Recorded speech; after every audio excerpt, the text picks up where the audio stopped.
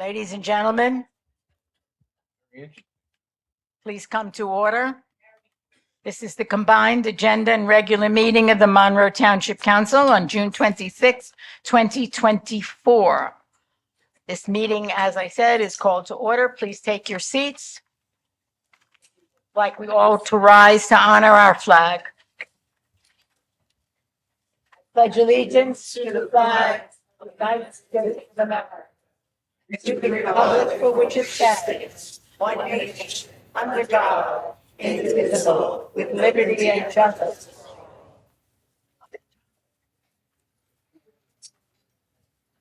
I can't do it. Clerk, please. Are you in enough? I'm in it now. Clerk, please call the roll. Councilman Charles DePiero. Here. Councilman Michael Markel. Here.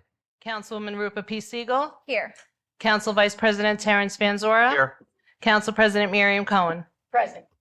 Would you please read the Sunshine Law into the record? In accordance with the Open Public Meetings Act, it is hereby announced and shall be entered into the minutes of this meeting that adequate notice has been provided by the following. 1, posted on the bulletin board within the municipal building on December 29, 2023, and remains posted at that location for public inspection. 2, printed in the Home News Tribune and the Cranberry Press on December 29, 2023. 3, posted on the Monroe Township website. And 4, sent to those individuals who have requested personal notice. In accordance with Chapter 3, Section 17 of the Monroe Township Code, public comment shall be limited to 5 minutes unless further time is granted by the council president. Thank you. First proclamation is for Parks and Recreation Appreciation Month, which is July 2024. So we honor and delight in all of the folks who work in Parks and Recreation in our town. Presentation for this agenda session is to Eric. I'm so sorry. To Eric Kessner for his 33 years with Monroe Township. I would like to call up Rich Morris, the EMS director, please. Thank you, Council President. I want to thank the administration, members of council for taking time to acknowledge Eric and his extraordinary career. Eric began in 1991 as a per diem employee with the Division of Ambulance Service. 1998, he was hired as a full-time employee and recently completed his final shift on May 31st of 2024, living off 26 years of full-time service to the department and the residents of Monroe. Through Eric's career, I got to know him back when I started as a volunteer. Eric was a great mentor to us coming up, where he took the time to teach and show different skills that it takes to be an EMT, more than what you take in the EMT class. Everything they tell you when you take the EMT class is they're teaching you to pass a test. Employees like Eric are who helped make great providers that are out today, and some of the providers in my staff that I have now. I'd like to congratulate Eric on his 33 plus years of service, and an additional, started before I was born in 1979 as a volunteer for the Township of Monroe as a volunteer. He did 1979 to 1991 as a volunteer, also spent time in District, Station 51 as a firefighter as a volunteer as well. So Eric has given a lot of time and effort to the community and surrounding towns. I want to thank Eric for his commitment and time all these years and wish him all the best of luck on his future retirement.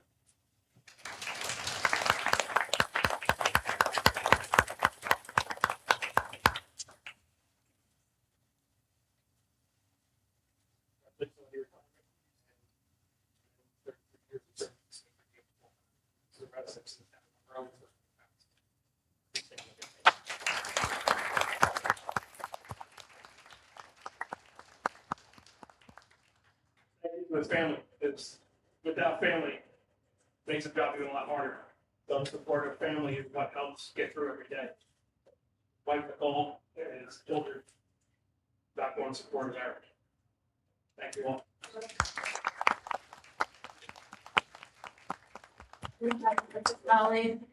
Would any of my council colleagues care to comment, please? Councilwoman Siegel. Good evening. Congratulations, Eric. This is such a wonderful honor for you.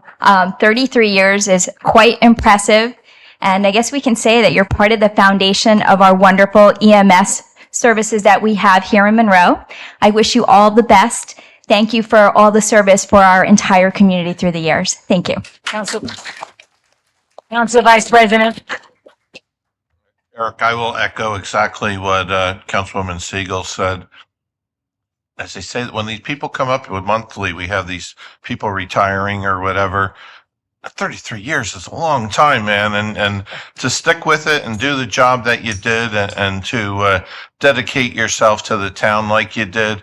I can only imagine if we figured out how many stops you made in a given week, how many in a given month, in a given year. You've literally helped hundreds and hundreds of people, if not more than that. So we can only thank you for your services. Very much appreciated. Thank you. Good luck. Councilman DePiero.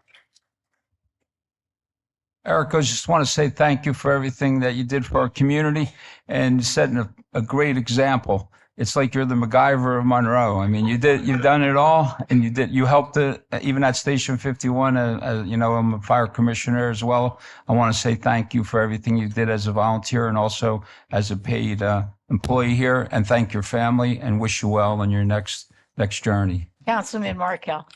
Mr. Kestner, thank you for your service. What I have to realize is that the type of job you've done for 33 years, it's more than a job, I'm sure. It takes a special person to be an EMS person and take care of people in all hours and day and night, I'm sure. Thank you so much. As I've had occasion to say before, I knew about the EMS service in Monroe Township when I was living in East Brunswick. And it was always known as a wonderful service, providing exemplary service to the residents of Monroe. And the policies and procedures and how you work were emulated by other townships and towns in New Jersey. I'm a nurse, as some of you know, so I have a particular fondness in my heart for those of you who get there first on the scene. I wish you well. I know that you will enjoy your retirement. And we have been fortunate to enjoy your services all these years. So I thank you very, very much.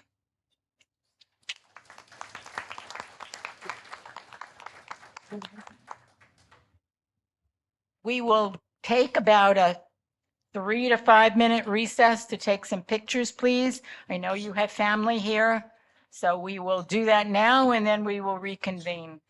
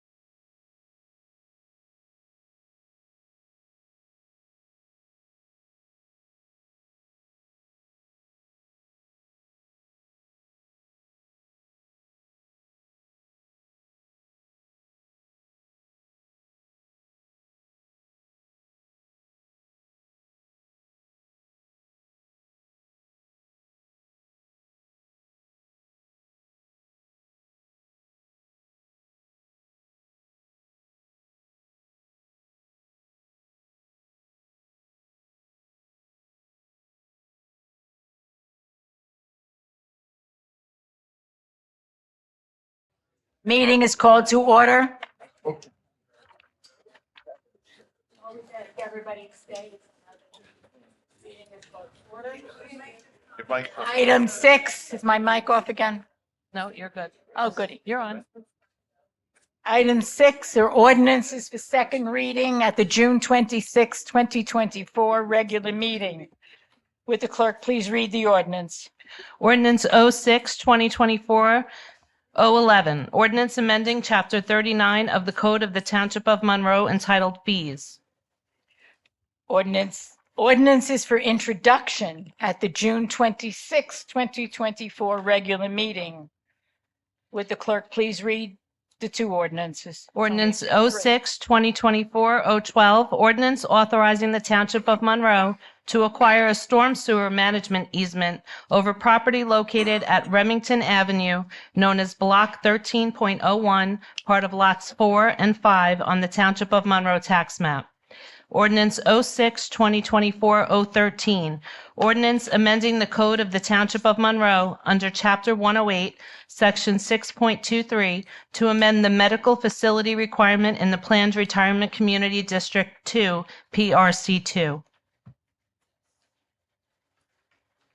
Ordinance 06, 2024, 014. Ordinance of the Monroe Township Council repealing Chapter 78 of the Code of the Township of Monroe entitled Personnel, Policies, and Procedures. Thank you.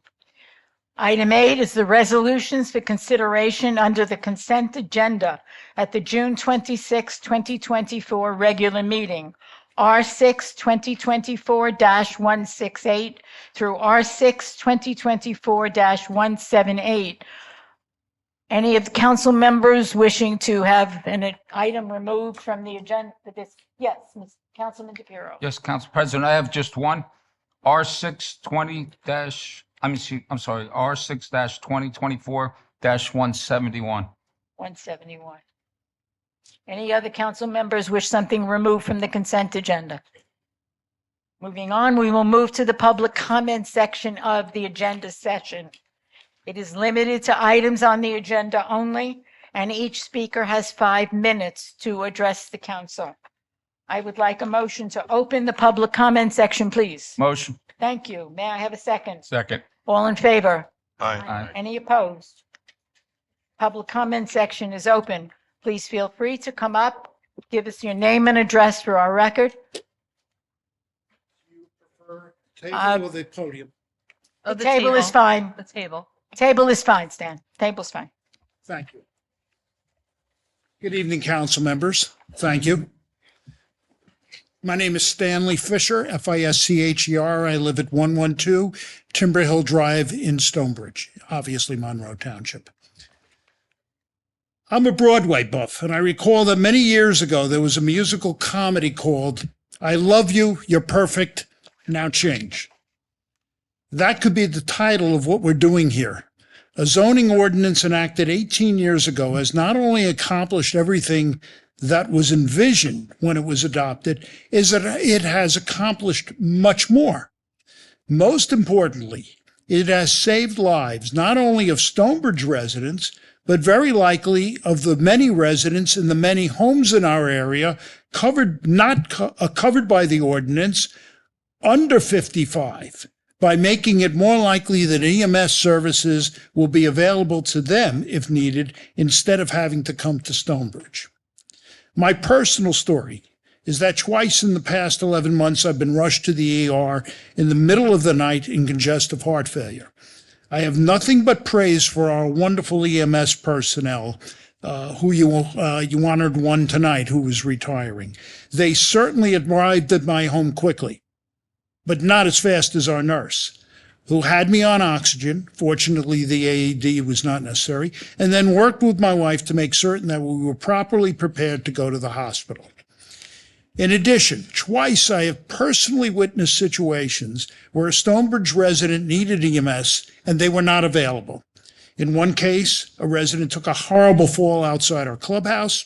suffered a bad head injury, and the nurse was on the scene in about a minute to stabilize the resident until an ambulance eventually arrived. In the other case, a resident fell or fainted inside the clubhouse, and when 911 was called, there was actually no answer. Once again, the nurse was on the scene almost instantaneously and stabilized the situation. In my case, as well as the other two cases, if we had been in cardiac arrest, the nurse would have made the difference between life and death. This is being made out to be a dollars and cents issue. But as a retired CPA and financial executive, I assure you that you don't always value something in terms of money. The zoning ordinance must be judged on the basis of its value to our health and welfare, and that is priceless. As to the Stonebridge HOA Board requesting the zoning ordinance changed, the resolution contained other statements that were either misleading or outright misinformation. Among them was that the cost of the nurse's office, now $415,000 per year, is an inequitable burden. In a two-person household, that works out to 60 cents per day. 60 cents per day. Hardly a burden. The Stonebridge request stated that local urgent care facilities make the nurse's office superfluous. In fact, the urgent care facilities are open less than half the number of hours as the nurse's office, do not make house calls, as our nurse does, and don't know the patient's history, as our nurse often knows. Further, one of them oftentimes has had to cancel appointments because they didn't have medical personnel on site. Further, we recognize that the Stonebridge Board is not saying, let's get rid of the nurse, but rather give us the right to make our own decisions. If you open that door an inch, there are those that will soon enough use the opening to drive a wedge into the services so that they can save pennies per day. It might start with the erroneous statement of who needs the overnight shift when the nurse is just waiting for an emergency phone call. If you think that my conclusion that a compromise in our services is a life and death decision and it's melodramatic, I assure you it is not. The Stonebridge community is aging, and our need for a 24/7 medical facility has never been greater. The continued existence of the nurse's office improves our health and welfare and enables us to age in place. We urge you to reject the amendment. Thank you. I have a handout. You may have seen it. It was published in the Star Ledger April 7th. Some statistics regarding the oldest towns in New Jersey, oldest, not in terms of how long the town existed, but our age. Time is We are number 14. And that concludes your statement. Your time That is up. concludes my statement. Should I give this handout to the? Give it to Tanya at the end of Okay. the table, and she will Thank you take for care your of seeing that we consideration. all get a And copy. by the way, thank you for raising your hand and serving our community.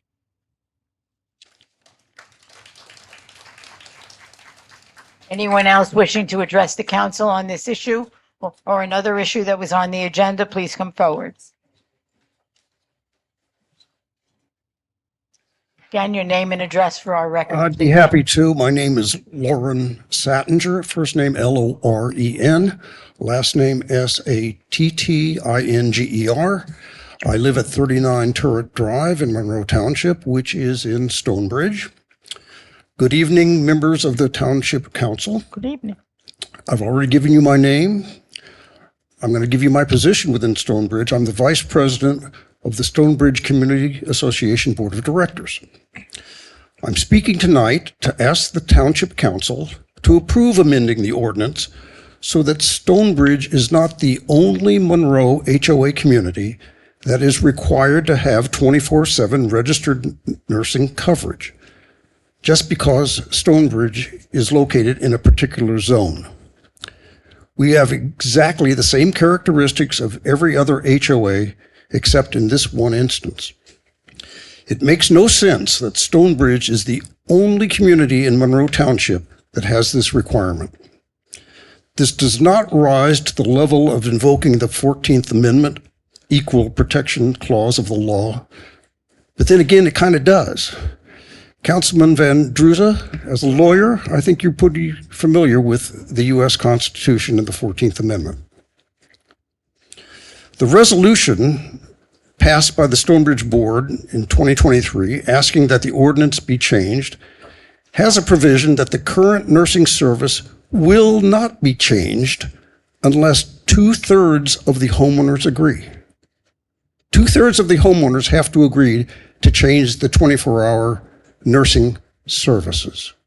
That's a high bar. It's an affirmative requirement. That means that out of 946 homeowners, 632 votes must be obtained before the nursing service can be changed or discontinued or modified. The township ordinance should be amended in fairness and equal treatment of Stonebridge as all the other HOA communities. The vote about nursing service in Stonebridge is not a township matter. It is strictly a Stonebridge matter. Let Stonebridge have the opportunity to make its own decision about this matter. Thank you for your consideration. Thank you for your comments, sir. Anyone else wishing to address us, please come up now. Please don't have a Dr. Prakash, could you let this woman come, and then you will go, and then the third gentleman I saw in the back. Your name and address for our records, please. Barbara Greenfield, 52 Timber Hill Drive, Monroe Township. Is that better? Yes, Okay, thank you. I was just commenting the fact that Greenfield was my maiden name. Ah. Okay, I'm here in defense of keeping the ordinance on the books because the nurse is vitally important to the community. And I have a few little anecdotes to share with you about people who have benefited from the nurse's service.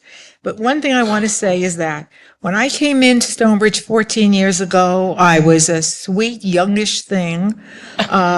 And I was so excited to be buying such a beautiful home in a lovely community with beautiful grounds and amenities and so on and so forth. Oh, by the way, they told me, we also have a nursing presence here. They explained it to me. I thought to myself, well, so what? It didn't impress me. That's because I was young. But the 14 years have opened my eyes that we don't stay young forever. And I feel that we are concerned in the community that many of the younger people who are just 55 won't see the benefit of retaining the nurse and will vote against it. I could just give you I'll start with something that happened to me. I was out walking with a friend very briskly, and all of a sudden I had dizzy spells and shortness of breath. I was taken immediately to the nurse's office. She determined that this needed some hospital time, and off I went. I've spoken to many people asking whether they were helped by the nurse. Okay, so one friend of mine, her husband was confined to a wheelchair, and one night very late, maybe around 11 p.m., for some reason, he fell out of the wheelchair. He hit his head on the table and began to bleed profusely. My friend didn't know what to do. She couldn't manage her husband, certainly couldn't take him over to an urgent care at that hour of the night. She called the nurse. The nurse came right over, ascertained that he did indeed need to go to the hospital, required some stitches, excuse me, and that situation was resolved. I myself, again, needed the nurse's service. One day I was opening a can, and since we recycle, I was then washing out the can to put it into the recycling, and I inadvertently slit my wrist. Well, this was not a good thing. I wrapped it up. I ran to the nurse. The nurse determined it did not need stitches, was able to bandage it up properly, and I was very grateful. I was quite worried. A friend of mine fell out of bed, called me up. Could I come over and give her a hand to get back in? Well, I couldn't help her. It just didn't work out. We ended up calling the nurse. The nurse came and immediately and determined that she needed some hospital care, and off she went. Someone that I know who's had open heart surgery had to have blood pressure readings and other measurements taken. That person went to the nurse every day for 4 weeks until everything was stabilized and it was certain that he had the care he needed. Excuse me. Another person told me of a story where this is a simple thing. She was having eye surgery. She needed to put drops in her eyes 4 times a day. Okay, that was fine, not so bad, but her hands are shaky and she couldn't manage it. And so she managed it by going to the nurse 4 times a day until the condition resolved itself. I'll also speak about being a single. Many people come into the community with a spouse, but as the years move on, unfortunately, the spouse passes away, and now you're all alone in the dark at night. And I know the EMS is out there, but it is such a comfort to be able to call that nurse and have her come and ascertain whether you need to bother them or whether it's something simple that can be taken away. I also had the opportunity to speak to the nurse today, as she told me that the night nurse isn't just sitting there waiting for a call. They wait if someone calls and has a question that they could answer, but more importantly, they're doing paperwork that the day nurses may not have time to accomplish. So that is very important as well. I could go on and on. I won't. I have, as you see, And your a time is number up, so of- that's yes, good. okay. So that's what I want to say, and I hope you will take that into consideration. We are concerned that our younger residents Thank won't you. see the importance. Thank you for your Thank you. comments. Dr. Prakash, just wait for,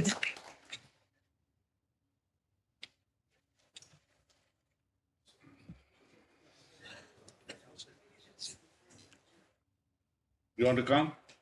Dr. Prakash, he can, well, please. Thank you, President. Prakash Pura, 33 Dana Drive.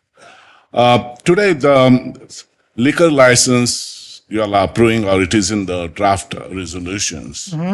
And I see some residential areas, liquor license. I don't understand, for example, on the resolution R62024-169, for example, there is 1213-33013018, Nitika Pandey, 327 Morning Glory Drive. Morning Glory Drive is a residential area. So what is this? Not cited tonight, means what the residential area has to do with liquor license? Mr. McGowan or Mr.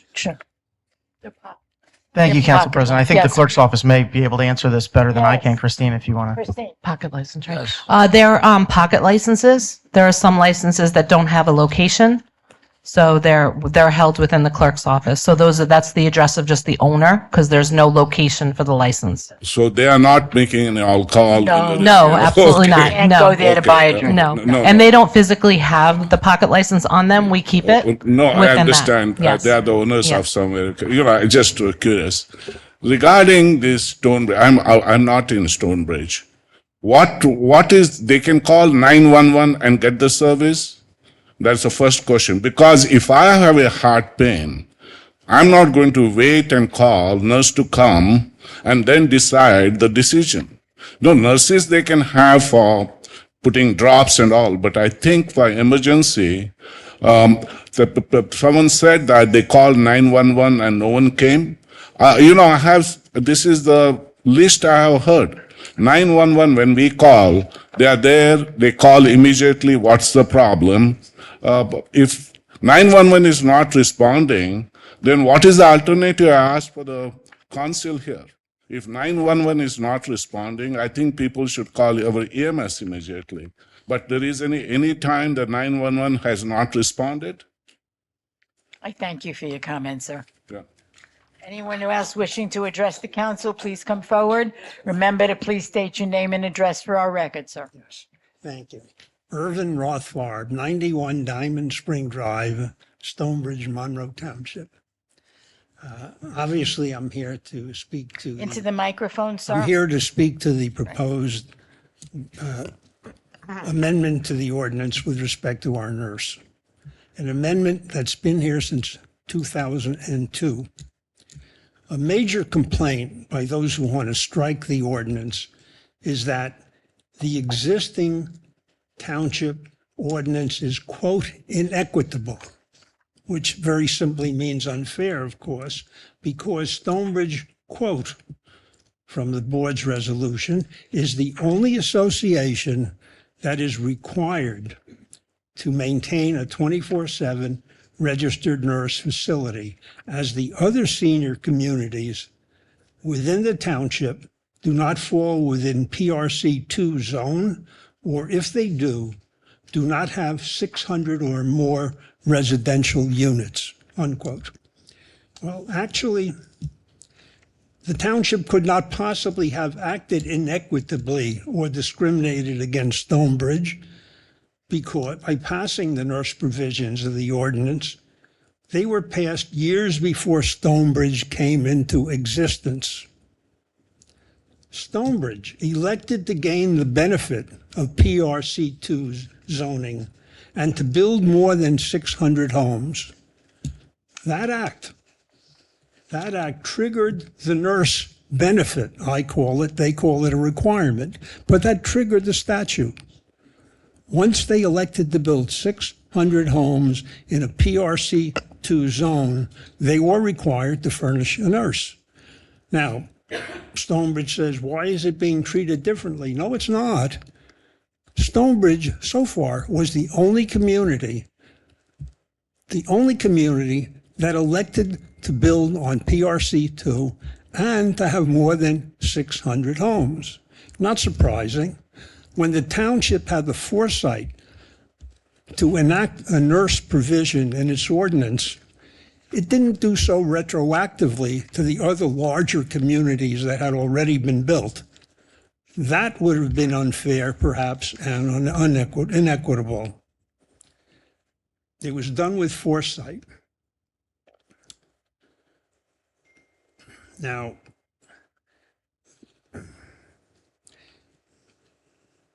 I believe that it would be inequitable or unfair at this time, after 16 or more years, to take away from Stonebridge homeowners the protection or nurse benefit of the township zoning ordinance. It was in place when each of us decided to build our homes. Our election to buy at Stonebridge was a very significant way, in effect, of voting to live in a community that had a township mandated nurse.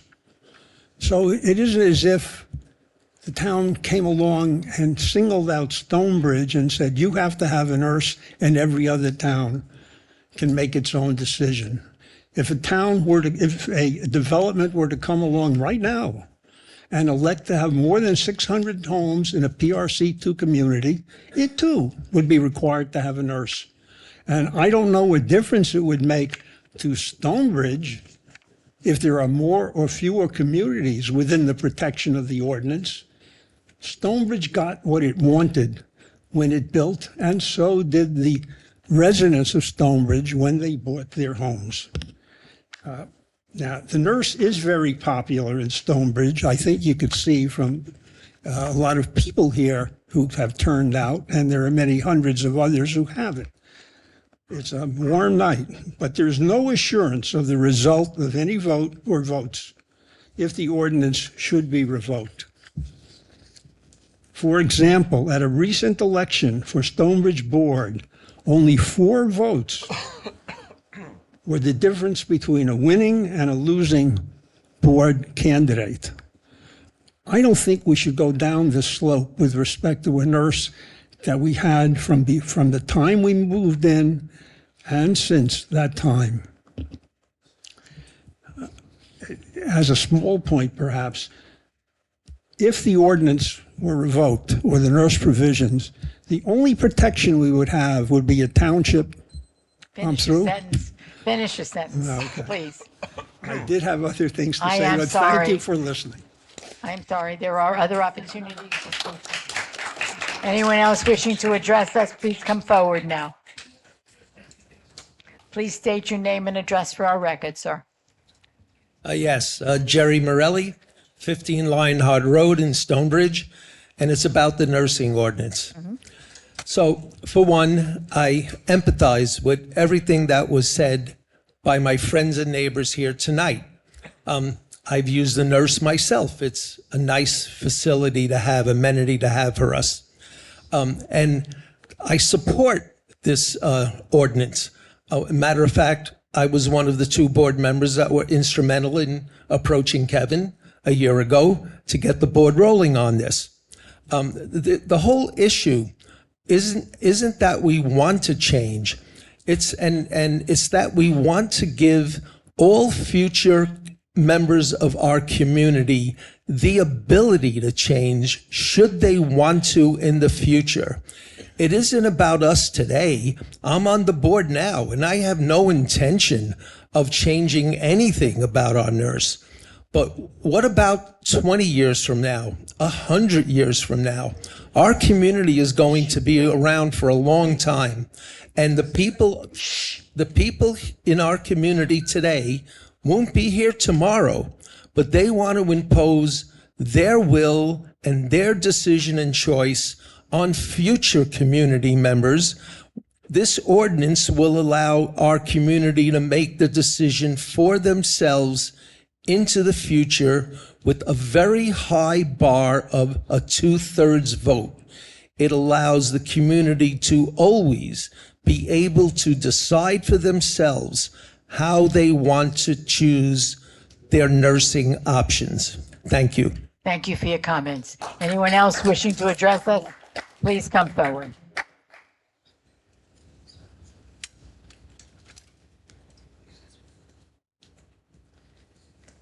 Your name and address, please. Waxman, Yes. 8 Timber Hill Drive, Monroe Township, in the community of Stonebridge. Thank you.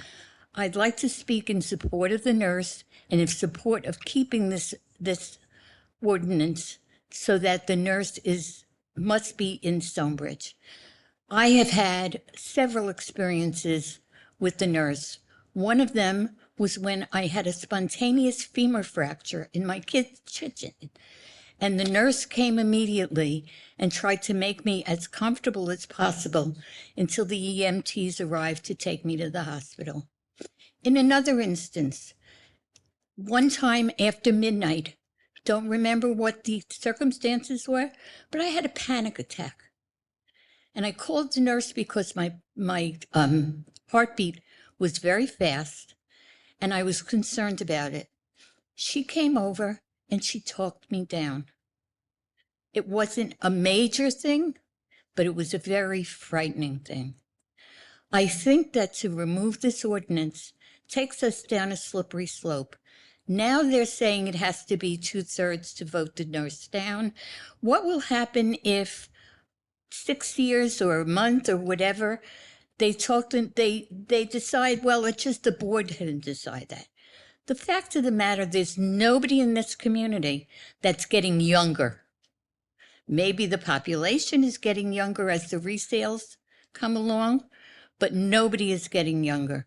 And the nurse is an essential thing of our community. I have to say that if any of my neighbors, whether I know them or not, were in an emergency, I'll gladly pay that $400 and something a year to make sure that they are alive. And I hope that they would do the same for me. That's all. Thank you very much for your comment. Anyone else wishing to address us, please come forward. You might have gotten beaten to the punch.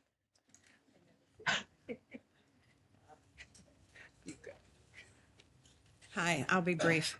Your name and address for the My record. name is Lynn, Lynne, Brillhart, Brillhart. I live at 17 Steeple Road in the Stonebridge community. I'm here in support of the ordinance remaining the way it is. It has worked perfectly. I've lived here 17 years. I have had a terrific experience, many, with the nurse, but one in particular. 2:00 in the morning, I called her because I was having excruciating pain and could barely speak. in my lower abdomen. I was pretty sure it was gallbladder, but I wasn't positive. She came over immediately. I have to tell you, she called EMS right away because she did determine it was gallbladder. It took EMS almost half an hour to get there because they were out on other calls. That's understandable. That's not a problem. The issue was she had all of my paperwork. She had everything ready. She had it all printed out, ready to go when the EMS finally arrived. Told them where I wanted to go for the hospital. We were all set to go. So yes, I could have called EMS, but I would have been sitting there in agony because I would have not been able to give all the information that I needed to. And I was very happy that the nurse was there. She took care of me when I fell out walking one time, banging my elbow, was dizzy because I couldn't get up. And who can look at their elbow to see how badly they're hurt? You can't see it. She took care of it. I managed to get to the nurse's office because I was not far from the nurse's office. She managed to take care of it, bandage it for every day for a week, to rebandage, re-clean, do all of that. To go to urgent care for something like this, you sit for an hour and a half just to change a bandage. Our nurse is essential, and I do not want it to change, so I'm in definite support of the ordinance. Thank you for your comments. Ma'am, your name and address for our records, please. Hello, my name is Glenda Beller, and I live at 14 Cobblestone Boulevard with my husband, Paul Beller, who's sitting in the rear. We've been living in our home for over 15 years. I told you Paul's age. He's 92, I'm 87, yay. Paul and I love our Stonebridge community. We originally purchased our home because in 2008, it appeared to fulfill current and future social and health-related needs for us. It has always been our intent to age in place and never find it necessary to relocate to a senior care or progressive care community. Recently, we were alerted to the fact that there is a proposed amendment to the township's zoning ordinance that presently mandates a medical facility and 24/7 registered nurse be situated in Monroe 55-plus communities with 600 or more residential units. Prior to purchasing our home in Stonebridge, that was 17 years ago. It was in 2007. We were much younger then. My hair color was different. Paul's waistline was different. Well, anyway, prior to purchasing our home in Stonebridge community, we carefully reviewed the documents related to the township and the Stonebridge community to help us decide which community within Monroe Township best suited our needs. The very fact that a registered nurse would be present 24/7 in Stonebridge drove our final decision that Stonebridge will meet our present and future needs perfectly, and in 15 years, we have not wavered on that decision. The services our community receives from our nursing staff are not just an amenity or a perk. The services offered by our community are a necessity. I will give you some of our bases for this rationale. Very few residents are knowledgeable about administering CPR. A registered nurse can change surgical dressings with skill required to prevent infections, prevent inadvertent damage to the surgical site, advise if a wound is not healing properly, etc. I have needed this service following several hand surgeries. Driving one-handed to the doctor or an urgent care facility was out of the question. Having a registered nurse in Stonebridge has been one more assurance for us toward having a better quality of life in our golden years. Having a registered nurse available within minutes of an emergency can make the difference between life or death, and she has come to our house when needed in the dead of night within 4 minutes, resulting in Paul needing to go to the hospital because he was in the middle of a heart attack, which I kept telling him was indigestion. Removing the zoning ordinance relative to having our nurse would eliminate the health and welfare protection given to us by the township when we signed our contract back in 2008.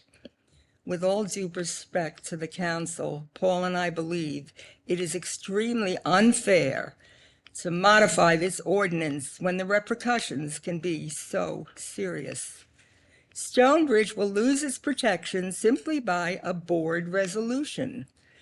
It will take a 2/3 vote to pass a resolution for changes to this service in Stonebridge, but the outcome will impact future property owners who may not hold the same opinion as present property owners. Paul and I thank you for your consideration. As happy homeowners of a Stonebridge home and proud residents of Monroe Township, I hope you will carefully consider any modification or change to Section 108.6.23. Thank you for all of you. I sent an email to about 6 council members, and that's why I wanted to speak tonight, because I was nervous that this wouldn't circulate widely enough within the council. I do want to add one last thing. What is the worth of a human life? It's priceless, as the commercial used to say. Thank you. Thank you. Anyone else wishing to address the council? Please, Mr. Gunkelman. Oh, you will go first, then Mr. Gunkelman, you will be next. Ma'am, please, your name and address for our records. Okay. Marilyn Ernst, 113 Diamond Spring Drive. So my story is a little bit different. I am an accountant by education, and professionally I worked for the Robert Wood Johnson Foundation in Princeton, where not only did I give out money, but there was a lot of public health issues. It was wonderful. So I float between 2 areas. I purchased the 40th home in Stonebridge. I was underage. My husband was not. So where I was 52, he was 54, and we met that requirement. My husband at that young age had Parkinson's disease. So it's a little bit different. I'm not going to speak about emergency issues or, having to call for that reason alone. After he fell down the flight of steps in my house and broke his ankle and really could no longer work, couldn't live there anymore. My in-laws were in Clearbrook, so I knew all about Monroe Township, and I knew about the nursing care that could be available and was going to be available, at Stonebridge also. So I watched signs go up, on Applegarth from Lennar, and we just went in and bought. So this was not a consideration of, unfortunately, my husband has passed away, but this was not like for emergency reasons, which they're all bona fide and they're all important. And it was not an aging decision either.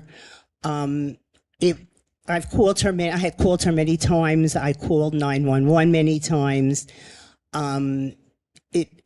Priceless is the bottom line. I thought, honestly, as much information that I had, I thought I was grandfathered in. Surprise, I'm not. There's so many reasons, and all of them are justified. But in my heart of hearts, I'm telling you another side of the story. So here I am. I'm older, yes, but I didn't purchase it for geriatric, reasons. Great deal of it. I purchased it. I knew I had not only 911, but I had an actual nurse on site to help me. Thank you. Thank you for your comments. Mr. Gunkelman.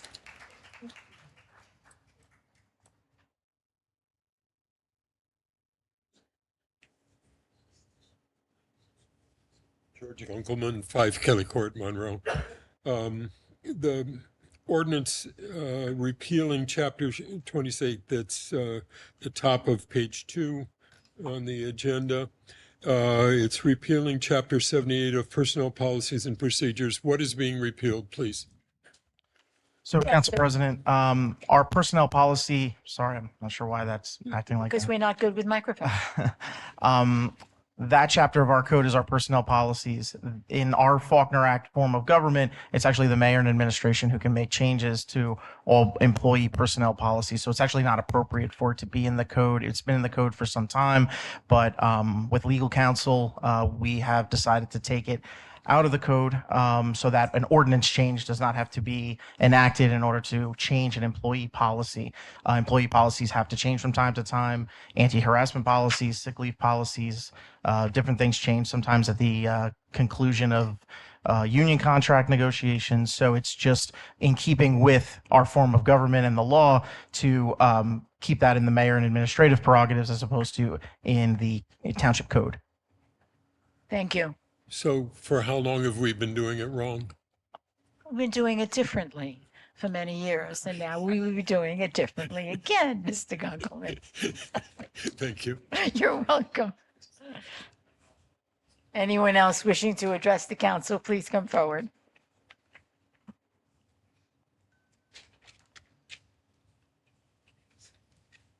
Hi, can you hear me? Yes, your name and address, please. Lisa Fisher, 112 Timber Hill Drive, Monroe Township, Stonebridge Community.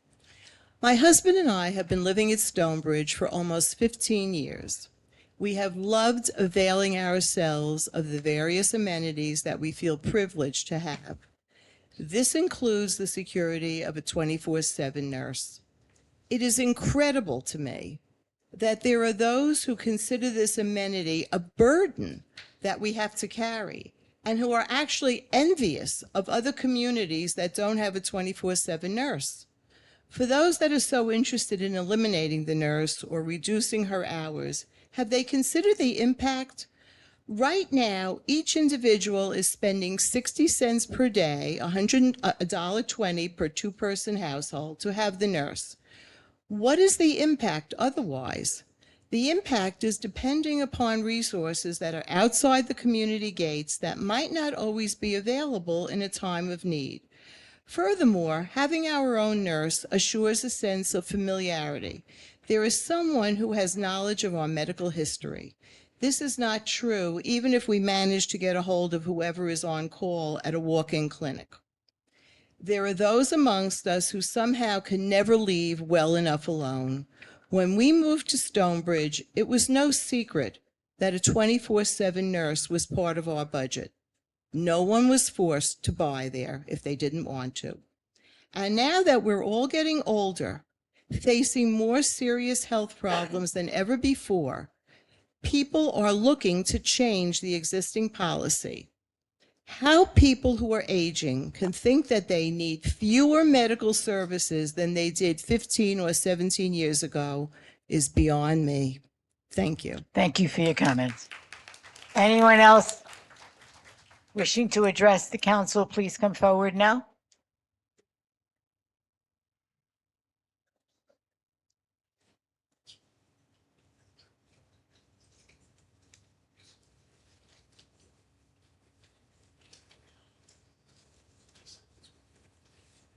Your name and address for our record, sir. My name is Paul Altschuler, A-L-T-S-C-H-U-L-E-R. I'm at 168 Diamond Spring Drive in Stonebridge. For many years, Stonebridge has been forced by Monroe Township into having a nurse on duty 24/7. It cost our community millions of dollars over the years and is now a burden to many of our residents. Today, with the town's modern and efficient EMS service, it is no longer necessary to make us maintain our nurse's office. EMS has proven itself time and time again with its stellar performance and life-saving missions. With the full support of our full-time firefighters backing up EMS if they're busy, I don't know if everybody's aware of that. That's a recent situation. The firefighters will respond if EMS is busy. It is time to remove the town's mandatory rules pertaining to the HOA. As far as cute little anecdotes and stories, I've been very amused by the nurse coming to people's houses and holding their hands and feet while they wait for emergency services. We have Folks, not... please, folks. I have the right to speak, thank He you. has the right to speak, Right. and so please. As far as my own experience, I'd like to share a small anecdote. I was putting up a light fixture, and the light fixture contained many little parts that had to be screwed in. So my wife got on the ladder and she says, "Could I do that?" And I said, "Absolutely, thank you." And while I wasn't looking, she stepped on the kitchen table And she's a light person, but the table went over. And as she lay on the floor with a broken collarbone, my first action was to call 911. 911 responded in 2 minutes. The nurse never showed up, even though it was written down that they're supposed to get the call from 911 and appear at the scene. I can only say the greatest things about our EMS system. We've honored people here tonight. I see nothing wrong with the system. They're across the street from Stonebridge. They respond wonderfully to all our requests, and I think they're enough to cover our medical needs. Thank you. Thank you for your comments, sir. Anyone else wishing to address the council, please come forward now. Shush, folks. Hey, please. I am not at a board meeting. I'm at a council meeting. Ma'am, your name and address for our records. Sandra Rothbarb, 91. Wait a moment. Folks, we endeavor to treat every... Excuse me, if a person is cursing, is he allowed, can you remove the... What I would, please, I would request that each of you treat each other with respect at this meeting. We endeavor as a council to treat everyone who comes here with respect. So please let people talk. Everyone will get their turn. I would not like to have to ask our police officer to spring into action. Please, folks, thank you. Sorry, ma'am, your name and address for our records. Sandra Rothbarb, 91 Diamond Spring Drive. Thank you. I feel the ordinance. Your microphone. I'm sorry. I feel that the ordinance is essential and right, and that we need it, no matter what age you are in Stonebridge. This is not a matter of self-determination or using someone else. This is a matter of doing what's right. If the nurse helps only a few people, wonderful, that's good. We need the help. We deserve the help. And the cost is really minimal in terms of other monies that we spend on eating out and doing this and doing all kinds of things, which is fine. But this is an essential, and it's not a matter of self-determination. We should have a vote. We have something good going. Let's keep it going for what's good for everybody. Thank you. Thank you. I'd move, yes. I will recognize you. Yes, please. Your name and address for our records. Michelle Arminio, 9 Nathaniel Street. I have a couple questions regarding some of the other items on the list. I'll be brief because I do want to discuss the ordinance. The ordinance 062024012, the detention basin, and we're getting that from, you got it? 012. I'm not there yet. Okay. Someone will get. Don't waste my time. Right here. Okay. Yes, thank you. The detention basin, and does that have anything to do with the resolution 62024-176? Are they tied in together at all? And that is, The insertion of special item of revenue. I think it's a grant for stormwater. Waters Resources Management. Council President? Yes, please. Thank you. With you. Look who's here. Right, please. So the ordinance is an acceptance of a drainage easement. It's right. It was inadvertently left off of their final plat when it came before the board and that map was filed. Right. So it's a storm pipe that runs through one of the properties. That's all that is. That's just accepting the easement through one of the properties. Accepting the easement. It would have been depicted on the final plat and it would have been accepted at the time of the final plat. However, it was inadvertently left off by the contract. Does the township already own and take care of the detention basin? This Have is they not a dedicated? detention It's basin. not a dedication It's to not a us. detention basin. Okay. It's a storm easement for a drainage pipe that's installed under the property. Oh, okay. Yeah. All right. And let's just go to the resolution 0123. Nope, I'm sorry, that's incorrect. The resolution regarding the grant, I believe, for the stormwater management. Is there anything to the grant that Monroe needs to add to that grant? We have a $15,000 grant. Are we responsible for anything else based on that grant? Council President, Ms. McGowan. we are not under, I'll defer to the engineer, but we are not under an obligation to match that grant.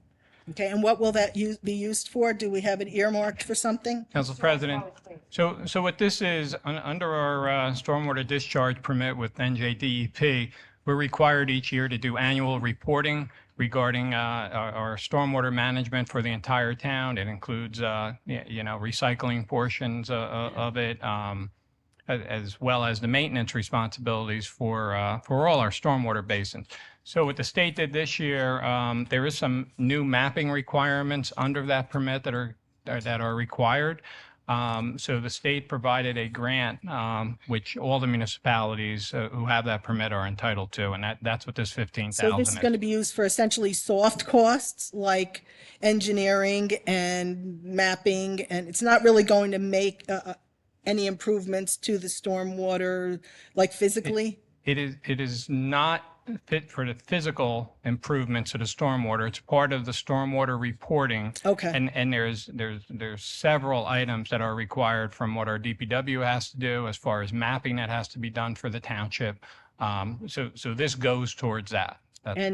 DPW, some engineering, any other planning? Are these all going to all these types of? Again, it's a grant for the entire reporting, and there's so many aspects of the reporting. I couldn't even list them all to you as I sit here tonight. I'll come back to that. In terms of the ordinance that people are talking about in Stonebridge, I am not in one of the adult communities. However, I've been coming to these meetings long enough.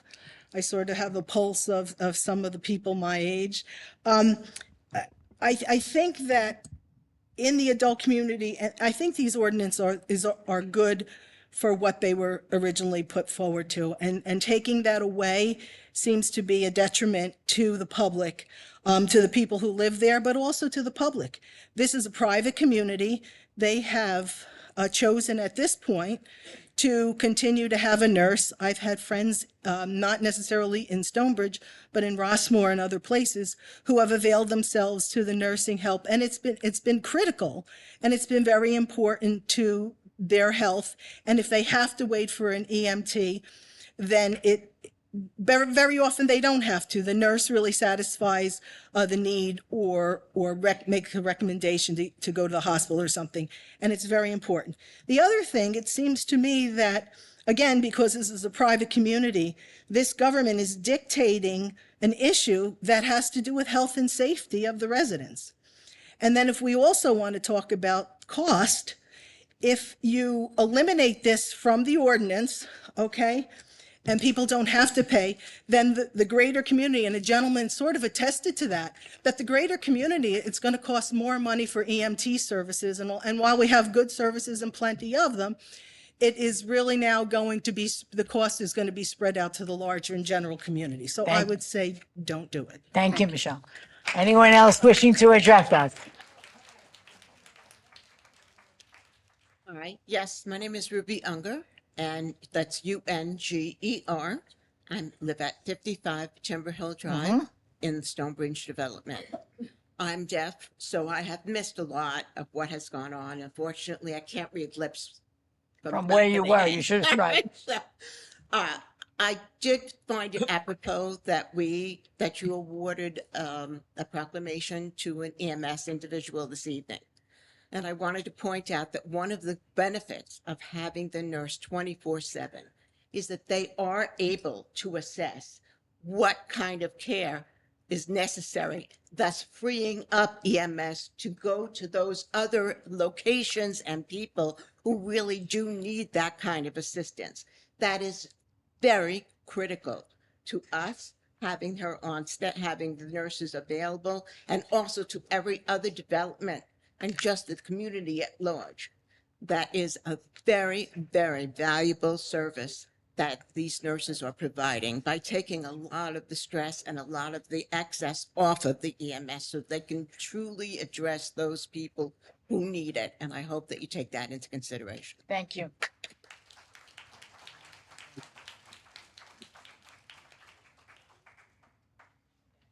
Anyone else wishing to speak, please come forward now. Thank you.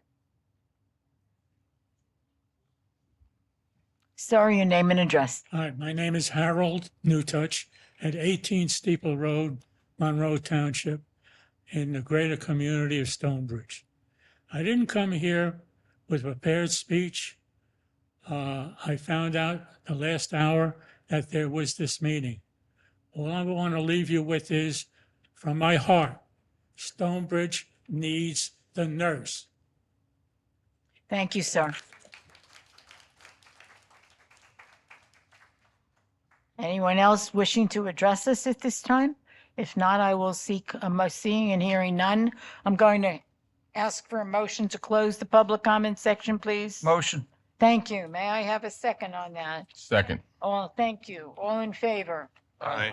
Public comment section is closed. May I have a motion to adjourn the agenda meeting, please? Motion. May I have a second? Second. Thank you. Roll call. Councilman DePiero. Yes. Councilman Markel. Yes. Councilwoman Siegel. Yes. Council Vice President Van Zora. Yes. Council President Cohen. Yes. Meeting is adjourned at, 7:37. regular meeting is called to order. May I have a motion, please? Motion. May I have a second on that motion? Second. May I have a roll call? Councilman DePiero. Yes. Councilman Markel. Here. Councilwoman Siegel. Yes. Council Vice President Van Zora. Yes. Council President Cohen. Yes. May I have a motion to approve the payments of the claims per the run date of June 20th, 2024? Motion. Motion. Thank you. Second. Second. Roll call. Councilman DePiero. Yes. Yes. Councilman Markel. Yes. Councilwoman Siegel. Yes. Council Vice President Van Zora. Yes. Council President Cohen. Yes. Motion carries. Carried. May I have a motion to approve the minutes of the following meetings as written and presented, June 5th, 2024, agenda and regular combined meeting? Motion, please. Motion. Thank you. Second. Second. Thank you. Roll call. Councilman DePiero. Yes.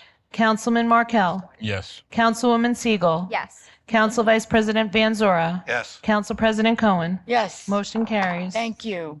We're going to move to the ordinances for second reading. Ordinance 06-2024-011, an ordinance amending Chapter 39 of the Code of the Township of Monroe entitled Fees.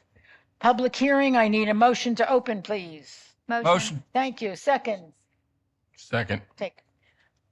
Anyone wishing to address the council on ordinance 06-2024-011, please come forward now. Seeing and hearing none, a motion to close the public hearing, please. Motion. Thank you. Second. Second. Thank you. Public hearing, all in favor? Aye. Any opposed? Now would like a motion to adopt ordinance 06-2024-011. So Motion. moved. Thank you. Second. Second. Thank you. Roll call. Councilman DePiero. Yes. Councilman Markel. Yes. Councilwoman Siegel. Yes. Council Vice President Van Zora. Yes. Council President Cohen. Yes, motion's Motion adopted. carries. Ordinance is in place. Ordinances for introduction, 06-2024-012. Ordinance authorizing the Township of Monroe to acquire a storm sewer management easement over property located at Remington Avenue, known as Block 13-01, part of lots 4 and 5 on the Township of Monroe tax map, parenthetical Stratford. Motion, please. Motion. Thank you. Second. Second. Roll call. Councilman DePiero. Yes. Councilman Markel. Yes. Councilwoman Siegel. Yes. Council Vice President Van Zora. Yes. Council President Cohen. Yes. Motion carries. Thank you. 06-2024-013, ordinance amending the code of the Township of Monroe under Chapter 108, Section 6.23, to amend the medical facility requirements in the Plan Retirement Community District 2, parenthetical PRC 2. Motion. Let's go, folks. Motion. Thank you. May I have a second? Second. Roll call. Councilman DePiero. Yes. Councilman Markel. Yes. Councilwoman Siegel. Yes. Council Vice President Van Zora. Yes, this is just an open discussion. and Correct. This This is is not to to get actually vote. vote on the ordinance, just so the public understands. Yeah. Yes, I Thank you, agree that we Counsel. could have discussion. And Council President Cohen. Yes. Motion carries. Thank you. Item 6, clerk, please do the resolutions for consideration under the consent agenda.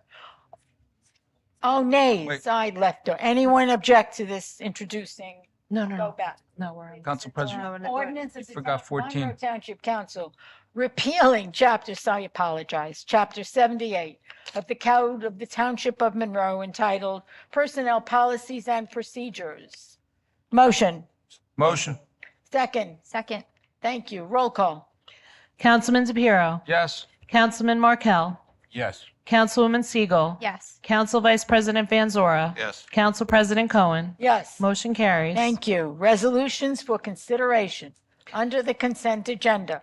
R6 2024-168 through R6 2024-178. With the minus- with the exception of R6 2024-171, which will be voted on separately. Thank you. Motion. So moved. Thank you. Second. Second. Thanks again. Roll call. Councilman DePiero. Yes. Councilman Markel.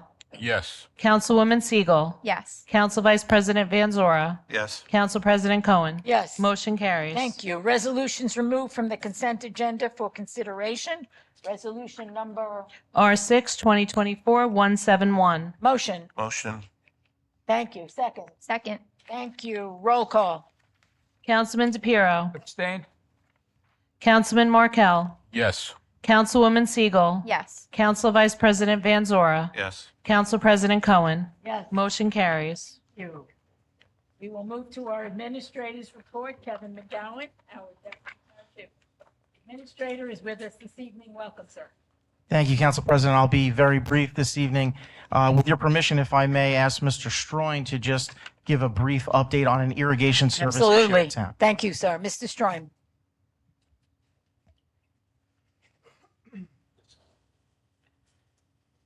He's the best in the microphones in the whole room. Don't go crazy, I'm telling you. It should be on. There it Yeah, is. there you go. There you go. Thank you, Council President. My Thank pleasure. you, Deputy Business Administrator. It's an opportunity and a pleasure to give you guys an update on the extremely hot weather and irrigation demand that we've had throughout the township over the last several days. As many of you might recall, back in April, through our normal water quality and monitoring and testing, we discovered that the filter media in 2 of our wells was not functioning up to standards. As a result, we took those 2 wells off service. That reduced 35% of our capacity to deliver water to the township. Now, we immediately went ahead and did a competitive bidding process and awarded a contract that was approved by the council at the May 6th meeting to replace that media for approximately $1 million. That was anticipated to take place and be completed before Memorial Day when the hot weather actually began. As a result of the national supply chain issues and issues beyond the contractor's control, what happened is that work has been delayed. Subsequently, on June the 20th, we had the extremely hot and dry weather. And what I want to try to do is put that in perspective for you. We did not have to reduce water, do any restrictions throughout the township. What we had to do, however, was alter an irrigation schedule for 4 developments throughout the township. Rather than allowing the water to be used during the peak hours of the evening, which is when everybody turns their irrigation on. And just to give you a perspective of what that is, usually around 12 midnight, irrigation starts kicking in. And our demand on a normal average day throughout the township is about 4.5 million gallons a day. On an instantaneous basis, when that irrigation kicks in during this last week, our demand jumped up to 19 million gallons per day. As a result of that, our tank levels, which makes up the difference between the production that we're able to produce, recognizing that we had 2 of the wells or 25 to 30% of our capacity offline, our tank levels made up for that. Well, our tank levels were declining at such a rate that it potentially was going to cause a negative pressure that would result in a vacuum in the system, a negative pressure in the system, and a boil water notice throughout the township. I could not allow that. So as a result of that, what we did was take the interim measures of altering the irrigation schedule for just 4 developments. And rather than in the middle of the night during the peak periods, we altered it to between 10 and 2 in the afternoon during non-peak periods. That was able to carry us through that extremely hot weather. And we hope that, based again on our tireless working with the contractor and the contractor's tireless efforts to get this media replaced, that we will have within the next couple of weeks the situation resolved and have our capacity back online. And again, we sincerely appreciate our utility personnel have been working round the clock with all of our facilities running to make sure that there are no water restrictions in our township, and that most importantly, from a public health and safety standpoint, all of our residents have the highest quality drinking water that they need for their necessities, as opposed to just, putting it on the lawn. And I really appreciate everyone's patience, support, and understanding. And again, we believe that within the next couple of weeks, we'll have the issue resolved so that all of the irrigation schedules can be returned to normal. But until that time, we're going to keep them at its current altered state, where a few developments are actually going to be irrigating later on in the day during the off-peak hours. And again, I'd be more than happy to review any of our hydraulic models or any of our technical details with any resident to make sure that there's a clear understanding. But again, really appreciate everyone's patience and understanding in this. Thank you, Mr. Strang. Thank you. Thanks, Council President. I just have a few more items, and Sure. hopefully Mother Nature might be helping us out overnight with some water for As long as for it's irrigation. moderate. As long as it's safe. of Moderate, course. no storms. I just want to, on behalf of the administration, just congratulations again to Eric Kestner for his 33 years of stellar service to the township. We couldn't appreciate that more. Speaking of the heat, we want to recognize and thank all of our township employees who do much of their work outdoors, including DPW and MTUD, parks, and all of our first responders and our camp employees over the summer. This stretch of hot days has been challenging, and our employees do a great job. So just want to thank them very much for that. Couple of announcements. The mayor and the police department are doing some community safety tip presentations. They do so about every 6 months. The next ones are on July 2nd at 6:30 at the Monroe Township Community Center. And July 18th at 3:30 p.m.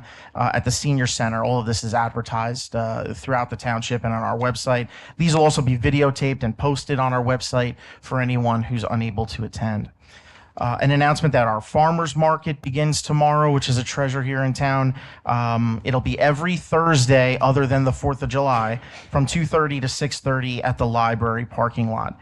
And just finally, a reminder about our annual 4th of July celebration event in Thompson Park. Our recreation department, our DPW, EMS, police do a phenomenal job every year of putting that on. And that event starts at 5 p.m. with the fireworks at dusk. There's live music, there's rides, there's food vendors, and you can contact the Recreation Department with any further questions. And that's my report, Council President. Thank you so much. Move to council reports. I will move. Councilwoman Siegel, would you like? Did you want engineer?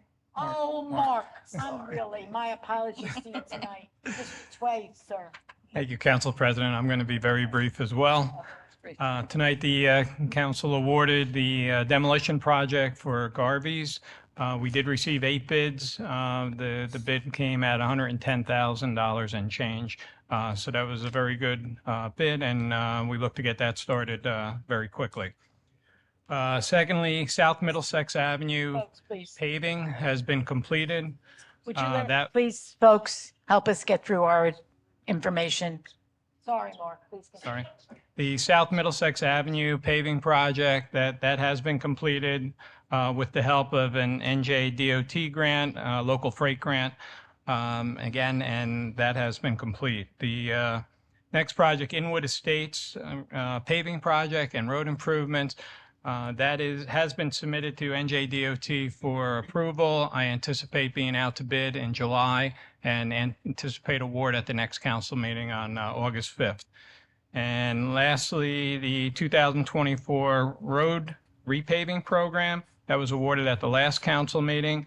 We're going to be repaving approximately 18 roadways.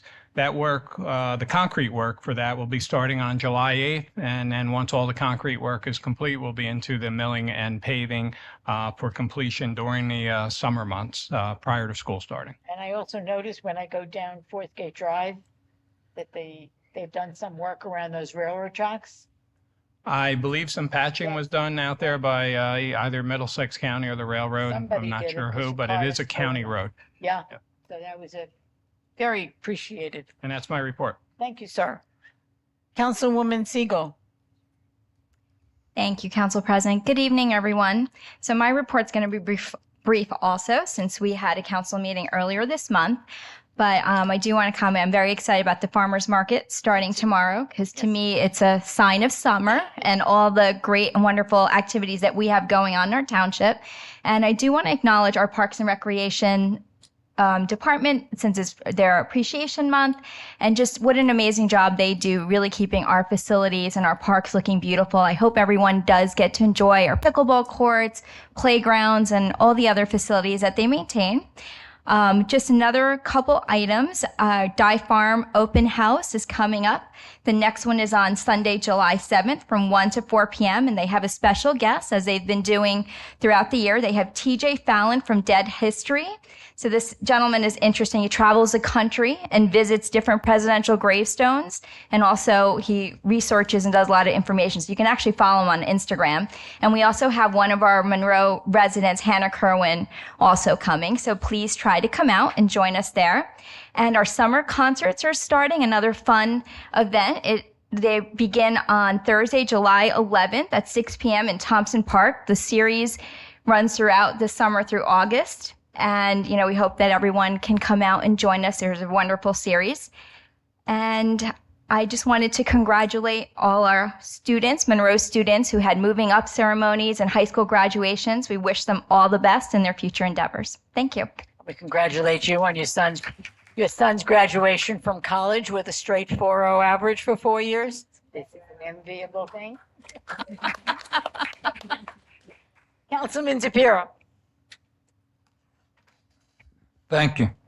I want to start off by saying I attended court in this room a few weeks ago and had the honor of our seventh graders were here.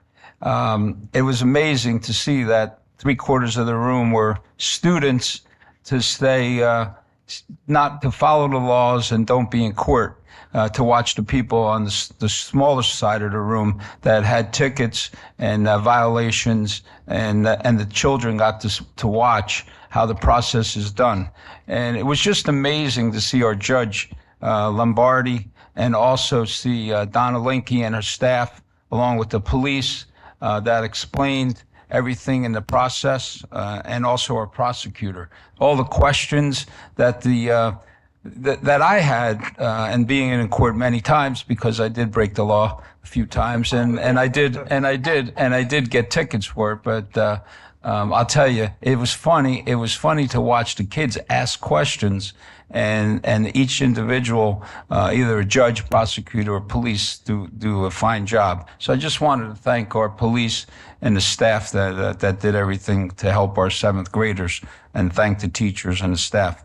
And then I went last Friday to Trenton to. I always try to go to see the seniors from Monroe Township High School.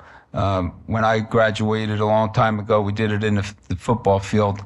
No turf fields back then, but it's an honor to go see the parents, the grandparents, and to see the 12th graders go into the next part of their life and their bright future. So I attended that, and it was very well done. And I wanted to say thank you to the Board of Ed and the staff that made all of that happen. I wanted to see if we can get an update on our veterans building.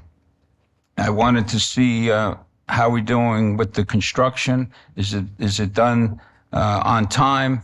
I passed it quite a bit. And I also wanted to ask about the budget. Are we on budget?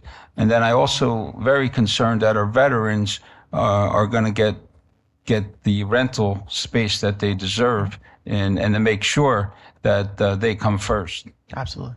Council Mr. President. McGowan, please. Thank you, Council President. Thank you, Councilman. So it's called Valor Point. There is a website and a sign in front of the construction of the building. I've been talking to a number of residents. I know Tanya has as well, and the clerk's office and others who are interested and looking to figure out how to apply. So right now, to answer your question, what I've been told by Conifer is that they are about 65% complete. It is on budget. It is on time in terms of construction. What they're doing is on the website for Valor Point, which, and if anybody has any questions, they can always call me here at 521-4400 and we can walk you through that. You're putting your name on the website. There's an area to input your name and information onto an interest list. And at some point this summer, we hope in the next month or so, the managers at Conifer are going to be contacting the folks on that interest list to fill out a formal application, which will then review your income and your assets to make sure that you're qualified for the affordable housing. And then they're looking to do those. There's an application and an interview process that'll happen sometime in the fall, and they are shooting for the winter to actually get people moved in. As of This is probably not an updated number, but as of a couple weeks ago, there was 216 folks on the interest list. The vast majority of them veterans, and veterans have, of course, this is a veterans housing project. So we're feeling pretty confident we're going to be able to fill these 80 units with veterans fairly quickly. And so it's exciting. Yeah. Thank you. And thank you, Kevin, for that. It's also Veterans Appreciation Month. So I just wanted to put a shout out to all the veterans and the families that are veterans in Monroe and across our state. So I just wanted to say thank you. Also on our township website, I think maybe we should get a pothole for our streets. If we could report resident sees a pothole. I know the Middlesex County Road Department has that. And they do also have a hotline. I think that's something that could be very helpful to maintain our streets and also give our residents a 24/7 if they want to make a report. So if that's something we can add to our website, that will be appreciated. I noticed I got an email this month for the repairs to the hockey rink. What kind of repairs are getting done or got done at the hockey rink? Mr. McGowan, are you aware of this? Council President, Mark, certainly if you're aware of anything that I'm not, and I apologize, I can certainly get that information if I don't have it. Yeah, because it was closed. It was closed. We all received an email said they're doing repairs.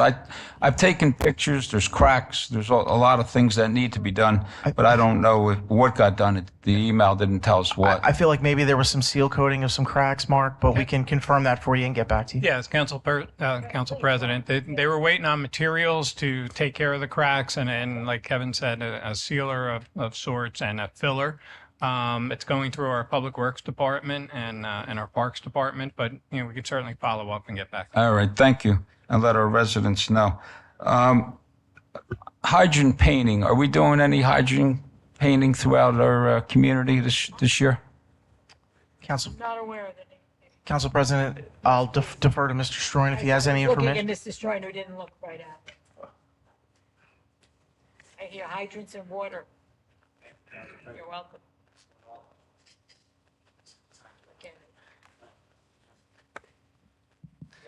Excellent question, Councilman. We are in the process of hiring summer help, seasonal help, and as soon as those individuals are on board, we will begin our hydrant painting program for the summer. Okay, thank you. Joe, just a couple more questions. Sure. How about water tower painting? What's our plan for water tower painting, as we do need that, as you know? What we did is we actually went out to bid for the 3.5 million gallon hydro pillar on Applegarth Road. And that bid was opened on June the 25th. And we're in the process of analyzing those bids now, and we hope to award it either at the August meeting or September meeting, depending upon how those bids come out. Okay, and thank you for the emails back and forth and for the explanation tonight about the irrigation. Thank you, Joe. You're welcome, Councilman. Thank you. During the course of the month and last meeting, I brought up a suggestion that I've noticed in other towns, and we do have one speed limit. Your speed is at the high school entrance on Schoolhouse Road. I did forward to our chief of police some companies that have the speed limit signs, and I also sent that to Alan, which Alan's not here. I hopefully he feels better soon. And but if that's something that we can get out on our communities, it will definitely help, because we've been receiving a lot of emails from the residents complaining, especially in the Avenue K, Monmouth Road, Union Valley Road. There's a lot of streets that the new paving gets done, and then the residents seem to go a little faster than what the speed limits allow. So, and it is summertime with our children, with the skateboards and the scooters and everything else. I ask that our residents try to follow the speed limits and be alert. So if we can get some display signs, I'd appreciate it. And the other thing, as a fire commissioner for 21 years, a resident came up and talked about firefighters responding to first aid calls if the first aid company does not respond. I'm not up here ever to really compare what a resident says, but as a fire commissioner, I could tell you that the township just recently we always work with the fire company, the first aid police. But one of the things that we just recently added, if it's a non-responsive call, if somebody's not breathing, if it's something like life or death, then we do go to assist. We do have firefighters, men and women, that are qualified to do this type of CPR and work, and we do have the equipment. But I urge everybody, 911 is the way to go if you have a life-threatening situation. That's number one. Also, I wanted to say, years ago, many years ago, when the residents, we had Rossmore and then Clearbrook, the community was promised a hospital. So being promised a hospital and being a resident, I'm here 64 years, so being a resident, and when a mayor or a council says we're going to give a hospital to the community for the betterment of the community, that was a promise that was made to previous council, previous mayors, and it was something that when I was a lot younger, I came to all the council meetings for many, many years.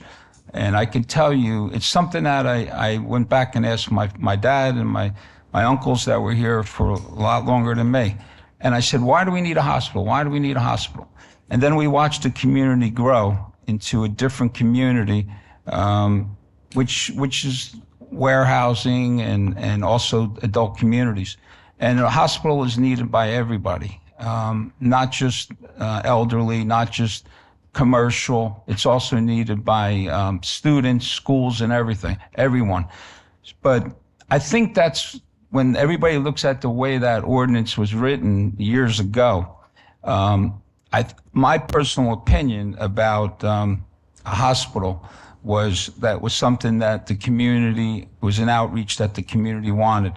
But now, with listening to all of the pluses and the minuses, and I don't want to say any more than the reason why that hospital was discussed is a good part of the way the community changed. So, and change does happen. So I just wanted to put that out there, because I don't know if the rest of the council was aware of that, or the public was aware of that. And that's something that I just thought that listening to all of the comments and listening to both sides, it's very important. It's a very important decision for all of us sitting up here. And we all have, my mom's going to be, 84 this year, so I understand. I definitely understand. And I also, like I said before, we all need it. But the last thing I wanted to say, 75th anniversary for a volunteer fire company is amazing. And I think maybe that's something we should put on our website, and also our display signs, the digital display signs throughout the town, to try to get the residents to come out on August 10th to the Thompson Park. And they have a band called the Nerds coming. It's going to be a great facility for the community to come together and everyone's support. But I just want to say, it's not easy sitting up here listening to stories as residents talk about health, and a lot of people pointed it out. And I just want to say thank you for living in Monroe, and thank you for listening to us, because it's not easy sometimes. But thank you. A lot of the announcements that were made tonight were on my list, and I'm not going to repeat them, so it's going to be kind of a short thing. I would just like to say that one of my pets in this town is diversity. Just as I was at a couple of things this past month, I was at an Indian festival. I was at the Juneteenth festival. Our first celebration of Juneteenth was this month in town at the library. We had over 100 people there. It was a great event. I hope everybody realizes next year we're going to expand on it and help the African American community in this town celebrate Juneteenth. It's a national holiday. As I said, this was our first year, so we're going to expand on that. It was really great. I'd also like to give a shout out. I think something we take for granted being in this country and being affluent is our water. Comes out of that tap every day, and Mr. Stroin does a fantastic job in this town. We have the best water in Middlesex County. It's really pure water. People buy Poland Spring water. They buy all this water. I drink it right out of the tap. I haven't, pretty healthy. I get guarantees from Joe all the time. Don't worry about it. It's great water. But, you know, really, we should really look at the work that Mr. Stroin does and the people, and thank them that water flows out of our faucets clear all the time. The only other thing I want to say is I want to thank all you people to be here tonight. I want to guarantee you that we take this very seriously. What you're saying to us about this ordinance and about this nurse is serious, is very serious. We just don't go home. I lose sleep over it. I have lost sleep over this because I read the emails, and there's two sides that, no matter how flat the pancake, there's two sides to it. And we have to remember that. And we have to represent not only the people who are for the nurse, but the people who are for us overturning the ordinance. So I personally want to thank you people for coming here, taking your time to speak to us, tell us your feelings. I've spoken to all the councilmen, and we're all very, very interested in doing the right thing. Believe me, it's not something, let's just vote on it and get it over with. That's not the way we feel, believe me. I just wanted to put that out there. And usually I don't criticize too much about what the people say here. But thank you very much. And we'll do our best, believe me, believe me. Council Vice President Van Zerma, please, sir. All right, thank you, Madam President. Again, there was only a few items to talk about in terms of things coming up, the 4th of July, the farmers market and everything. Everybody else mentioned that already, so invite you all to come out and enjoy some of the nice things that we have going on in our great town. I don't usually do this, but so every now and then something comes up that I feel is of great importance, and I feel it needs to be explained a little bit more than might be understood. So tonight was the first reading of an ordinance about the nurse situation at Stonebridge. We will not be voting on that tonight. It does not get voted on until the second reading, which will be the next meeting, at which point other people could still be heard during that period of time. But And Mr. Markel started to explain, and I also I put a lot of thought into this because at first I really, there are two sides to every story. And as an attorney, I really try to look at both sides to see what is the right thing to do, because that's all I try to do is what I feel is correct. But first I hear, okay, Stonebridge is the only community required by ordinance to maintain a nurse out of 14 different senior communities. There's an association that governs Stonebridge. And then the question arises, well, shouldn't they be the ones that make decisions for their community? Because those are the people that govern it, and that's how it works in association law. When you move into an association, there's a board of trustees, and those are the ones that should be making decisions. And if you don't like the decision they make, then you vote them out and you get people in that make the decisions that you want. So should the town really be dictating to the Stonebridge board what they should do? That's kind of the argument on the one side. The other side of the coin, though, is this is an ordinance that's been in effect for many, many years. And I think it was in effect when many people actually purchased there, and they either knew of it or should have known about it when they moved in, because it's something that would have been reflected in the offering plan. I did hear residents come in this evening, and more than one said that that's one of the reasons that they moved into Stonebridge, is because out of all the associations in town, this is the one association that had a nurse on call. And there's something to be said for that. If that's what you were looking for in an association, and the ordinance was there in effect ahead of time. And that could have been an important factor for them to considering exactly where they wanted to live out of all of the communities that we have. And certainly it's a nice community too. There's no doubt about that. We also heard many of the residents who've testified as to their reliance on nurses. And I hear things that I hadn't even thought of before, like, for example, the person with a cardiac condition that needed blood pressure taken every day. Well, boy, I didn't even think about something like that, but this is something, if there was no nurse, they would either have to call EMS, tie up EMS to come out only to take a blood pressure, or they'd have to get to some facility, whether it be an urgent care or some other doctor's office, which would probably cost them the cost of a doctor's visit when they went out. So to have a nurse would save substantial amount of money in terms of co-pays and things of that nature. So that's another factor I hadn't even thought about.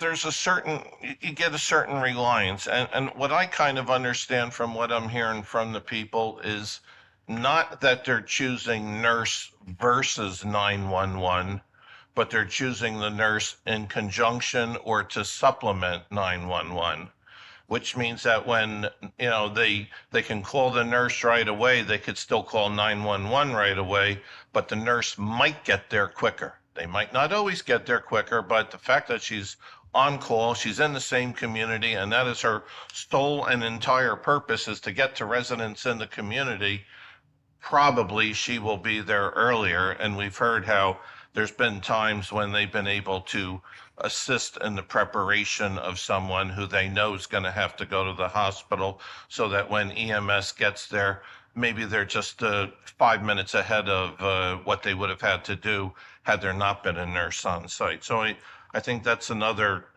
strong argument. So there are things that go both ways. I've heard different, what was called little anecdotes, and I don't think that they were just little anecdotes. I think that these were serious conditions that affected people and their lives, and some of which were really potentially life-threatening. So I don't know that the nurse actually made that real difference, but there's a good chance that she may have. And those are important things I think that we have to consider.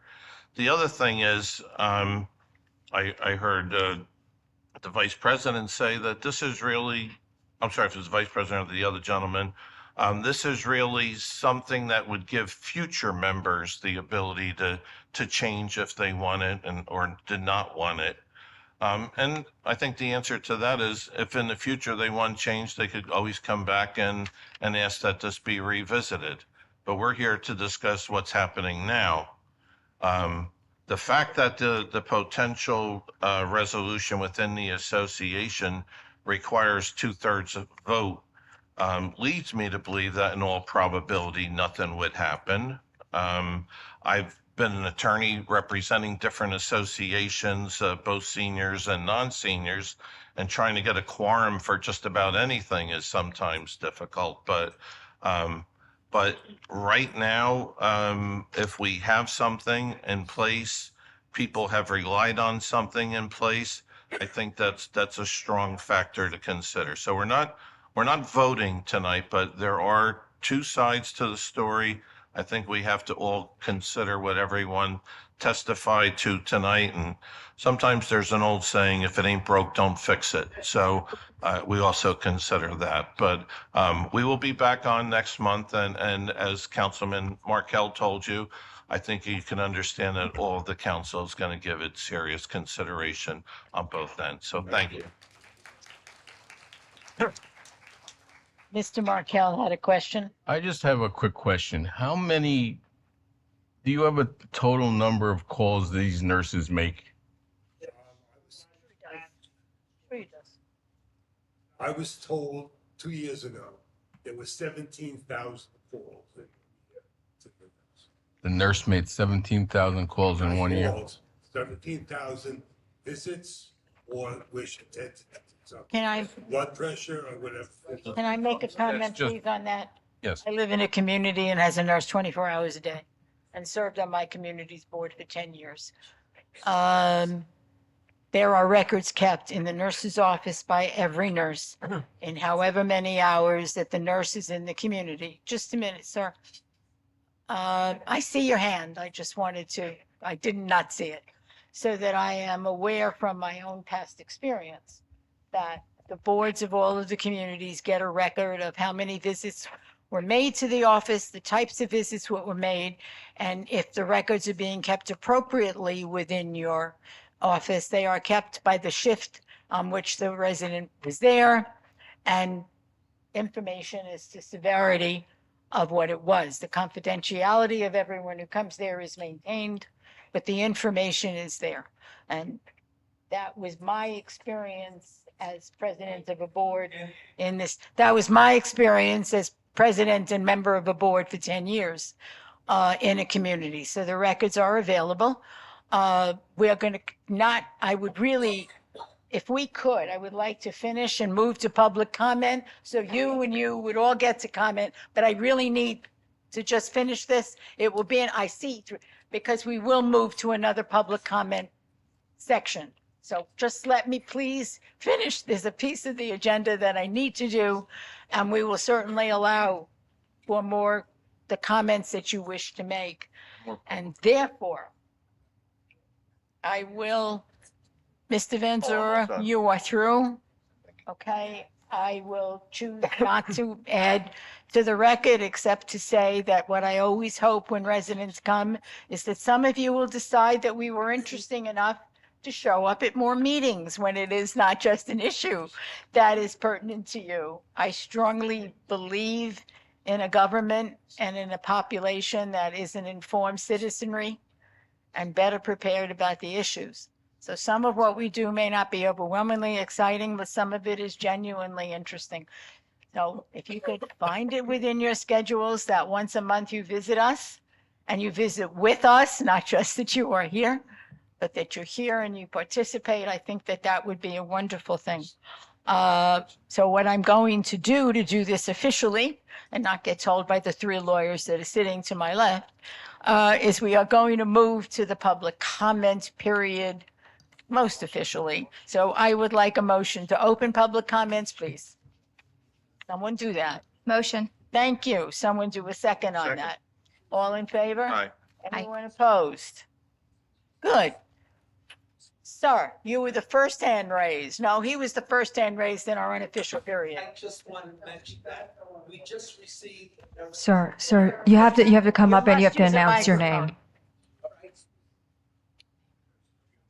name. And your name, it was, if I heard Jerry correctly, please.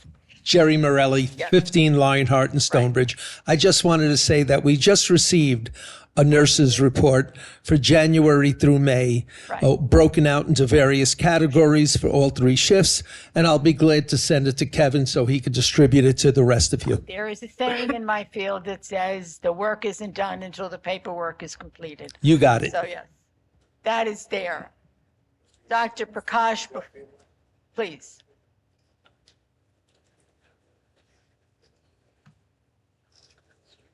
Thank you, President. Prakash Parab, 33 Dana Drive. I have a question on where the Percy's restaurant is there, Indian restaurant, the intersection, Applegarth and Old Orchard Road. People are concerned about that intersection. I hear it for last several years. I have been coming. Anything can be done to avoid accidents on that road, that intersection? Applegarth and Old Orchard Road.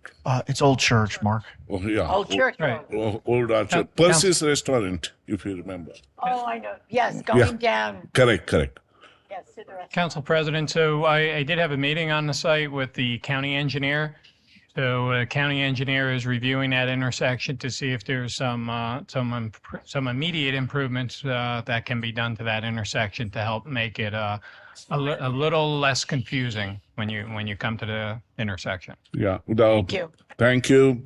There are requests that at least a flashing light should be put there so that to avoid the accidents. So I will tell my community that there is a thought process going on, okay, on that. The next question is, we have very severe hot days here. The temperature's going up. So what is the emergency for the people? Suddenly they lose their electricity. What is the emergency where they can go in the township? Mr.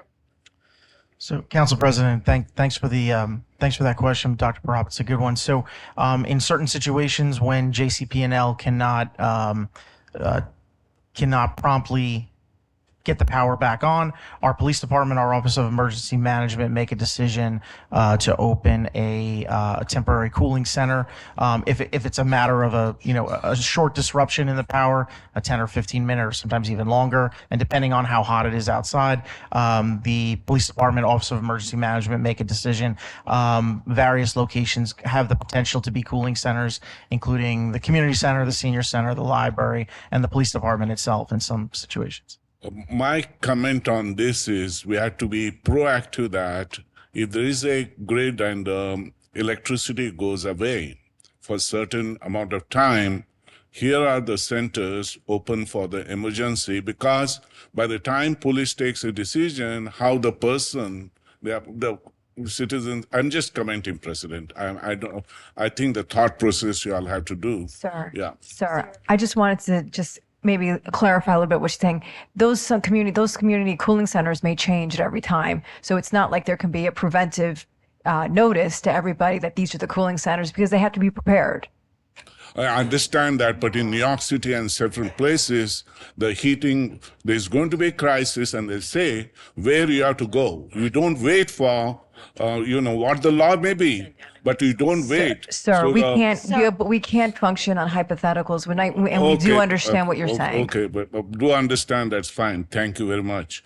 The next question is the wells. Wells purification system failed, or purification, because there should be a trigger system that efficiency of the filters.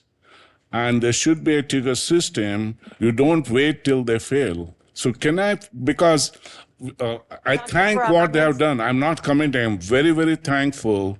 But going forward, because 35% of our water comes from those wells, there's any triggering system. That's my question, please. Mr. Stroin, please.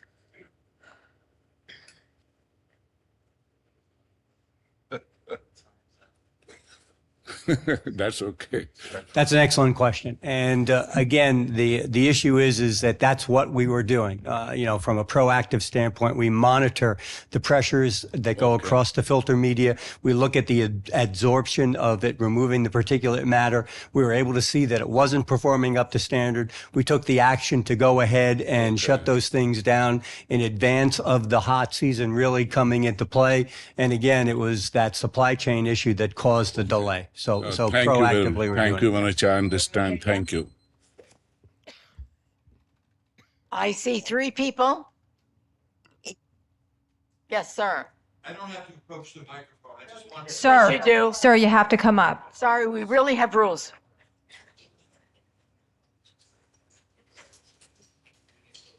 Much more. Again, your name and address for the records. This is an Paul official meeting. Ausschuler, 168 Diamond sir. Spring Drive. I just wanted to state one fact, that I personally read the report from the nurse. Okay. And I believe it was the year either 22 or 23. During that year, for the full year, she made 1,000 house calls, Thank you, sir. not 13,000 or Thank you, 15,000. sir. Thank you. Okay, next. Oh, folks, we're going to have another hearing on this. I think you were waiting. Wait. I see 2 folks on my left and then your turn. Whoever walks faster is going to make this first. You like that? Don't walk so slowly.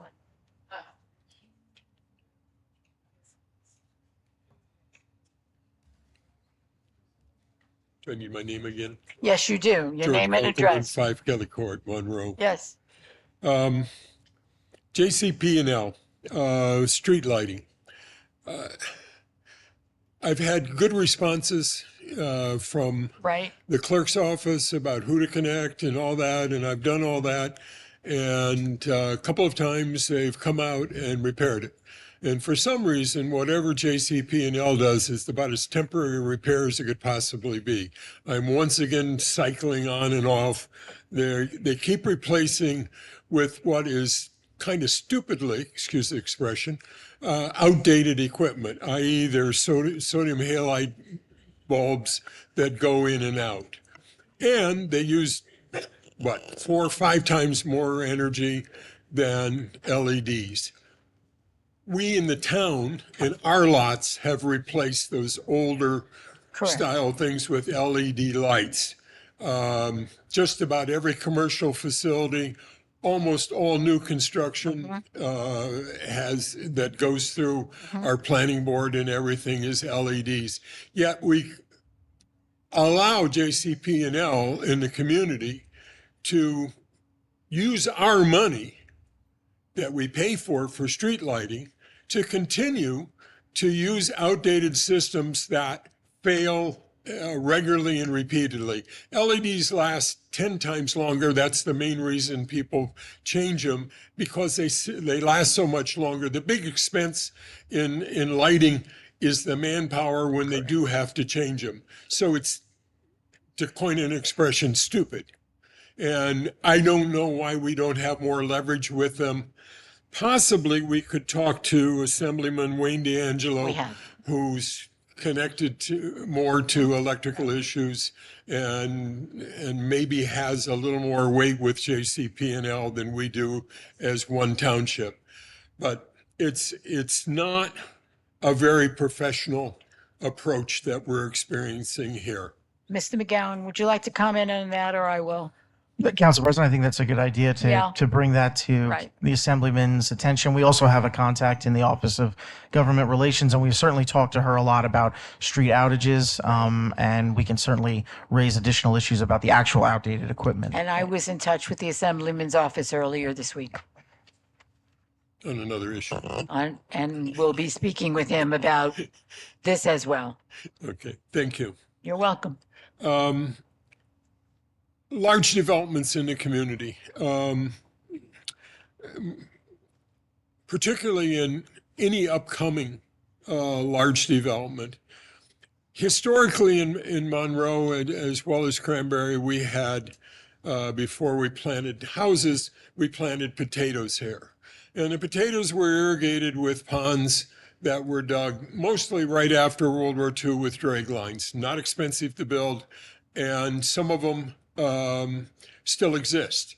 In the southern side of Encore, there are the old ponds that were left over from that plunge. No one is using those sources to irrigate their lawns. None of the gated communities are using them. I think we should look into the possibility of getting more ponds, both in existing communities, if there a location that works can be identified, and certainly in future ones, because it's absurd that we spend the money to purify water and then spray it out on the ground in outrageously large amounts. And in the case of the larger communities, they pay a different rate. They don't have sewer added onto it. The irrigation is separate. So we also cut them a break. In individual households, if you have a single family house on a street, you have one rate. So if you're going to sprinkle your lawn, you're going to add on sewer to it. So we're, which is reasonable. We're not going to have 2 meters in every house. That would be burdensome and not realistic. But we're we're giving them a break to use the water that costs us a lot more. And I think we should look into policies that can get away from that and install some ponds. It happens in other places. Almost everywhere you go in Florida, they're using water from the canals or from ponds and stuff. They're not using treated water. Thank you, So sir. we could do that as well. Thank you. for your Is my comments. time up? Your time is, You have a minute left. oh, I I'm have a sorry. minute? I thought I heard a Oh, ding. you're cutting me short. My apologies. Now, I'll leave it at that. I had one other item, but Sure. it takes more than a I minute. really So did think I heard it. next month. Next month, I'll see you. Thank you. Yes, please.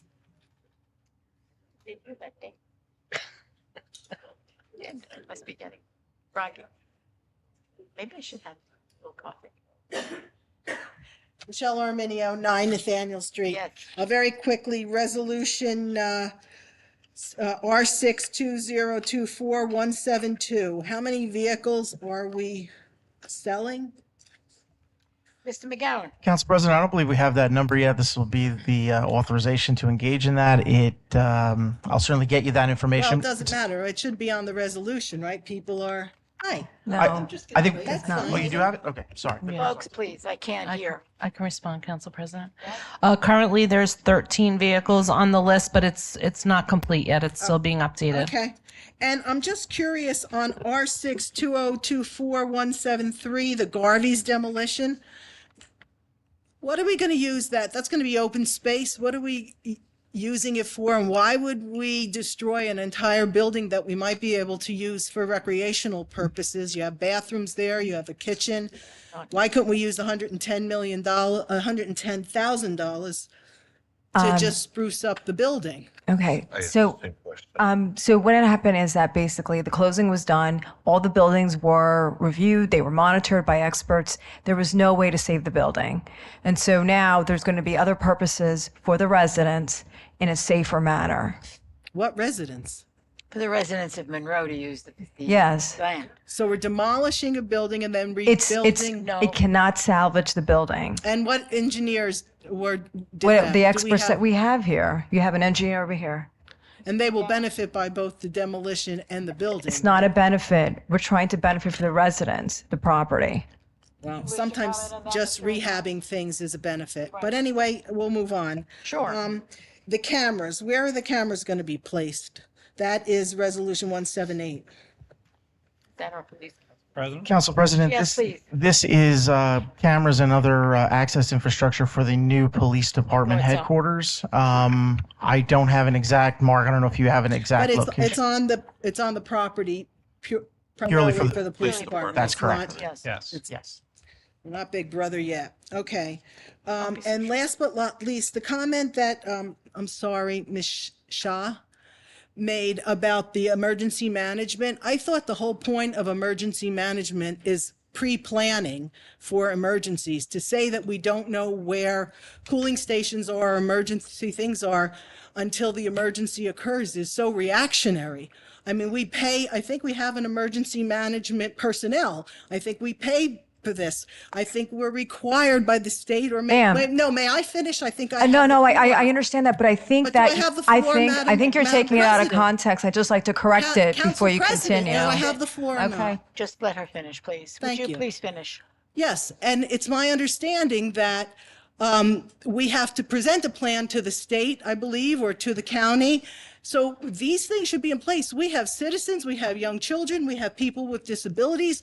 People should know when an emergency occurs where they can go. That is the whole point of an emergency management system. Thank you very much. You're welcome. Council President. Yes, Ma'am, what I want to say, and I didn't say anything about the OEM plan. The only thing that the gentleman was asking for, and I'm not sure if maybe if this was missed, is that the deputy business administrator said that we have cooling stations. A lot of times the cooling stations break down or there's issues with it. You can't have hey, please everybody go to this building, and it can't even cool everybody down. So that is why we were saying that. We weren't saying that there wasn't an OEM plan. Correct.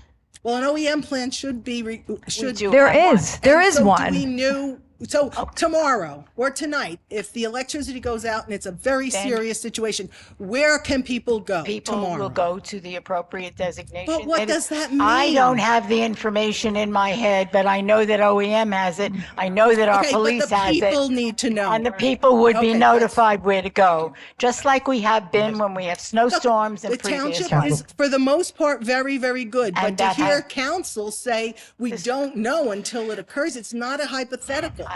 Emergency Council management President. plans are just that. a Council plan. President, I think- Gotta be. I beg your pardon? Mark and I can Mark shed and some I can additional light present on this. additional information. So- The library Hey, or folks, we're all getting a little So spacey I here. promise I'll be brief, and Goody. Mr. Razumowitz will We'll be add brief. anything or correct anything that I say. Right. The Office of Emergency Management absolutely has a plan in place, though, and I may have not been as clear as I could have been before when I mentioned a few different locations. Those locations are part of the plan, but it will depend on the current situation. What if the power's out and the generator's not working at the community center? There's a backup plan. There's a whole public outreach plan in place for OEM to let people know the senior center is today's cooling center, or they're all going to be open today. So there's different variations based on the situation. Those plans are absolutely in place, and they are presented to the state, and our personnel in that regard do a phenomenal job. Mark, I don't know if there's people anything. need to know. Thank you, Council President, You for are my most time. welcome. And thank you, Mr. Mr. Bengay. Razumowitz. Kevin summed it up perfectly. There is absolutely plans in place, and there are multiple shelters, there's multiple cooling centers, and it would depend on the situation. And OEM has that public service announcement on how to put it out so that the residents would get it if needed. I am very confident that we have always and will continue to do as we have always done, appropriately and notify residents when something happens of a serious nature. you, We Council are not. President. You are most welcome. On that, does anyone else have anything they would, oh, there you are. I am so sorry. Your name and address for our records, My please. name is Ann Freed, and I am at 8 Griffin Drive in Monroe. Yes, ma'am. And I just have one very, very brief comment. When the gentleman said that there were 1,000 calls made by the nurse to the residents, there are many, many more calls by the residents going to the nurse. Thank you very much for your comments. Does anyone else have anything they wish to bring forth to the council this evening? Please come forward now.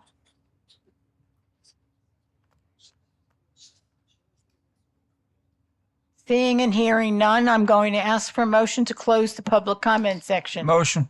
May I have a second on that motion? Second. Thank you. All in favor? Aye. Any opposed? Council President, No. could I just make one comment, please? Residents are asking about shelters. I just want to point out, Station 51 is geared up for a shelter, fire, a brand new firehouse that's geared up with generators, bathrooms, showers, everything that if anyone needs the facility, the doors are wide open because that's a building that the taxpayers own, and we're there for 24/7. It's on 469 Spotswood Englishtown Road, and the corner of Old Texas Road. But that building's open to the public if there's an emergency, a hurricane, or whatever the situation may be. So that's a building that the town residents can count on 24/7. We are now voting to close public comment section, please. All in favor? Aye. Aye. Any opposed?